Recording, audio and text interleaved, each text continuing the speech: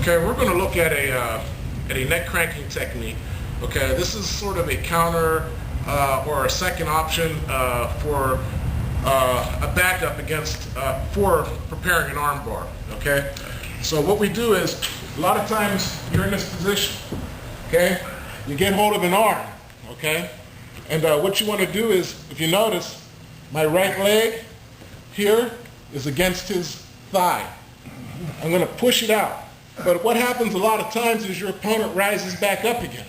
So, since you have the side angle, you bring your leg over top, okay? Now, traditionally what we want to do is get the leg here and pull off the arm bar, okay? But things don't always work the way you plan. So if you're unable to get that angle, you can trap his head down with this leg, okay? If you notice, my right leg is under his arm here, okay?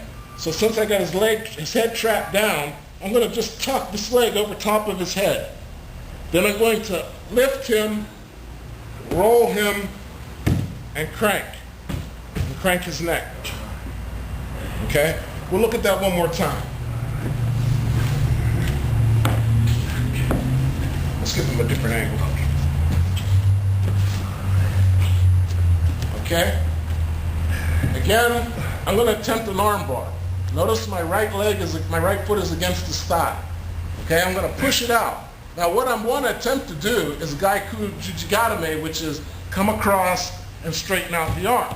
Okay? But sometimes that doesn't work so easy because when you push the guy out, he rises back up. So at that point, you want to lock him down, his head, with this leg, okay, coming over top. My right leg being underneath his arm, I'm going to use my foot as a hook underneath his armpit. I'm simply going to raise this leg over top of his head, lock it underneath his armpit, and I'm going to lift him and crank his neck here. Try to kick him out slowly. Okay. All right. Good. Okay. I'm pull and stretch it out. All right, so this is just a kind of a backup counter technique.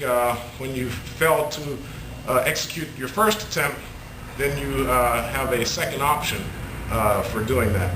All right.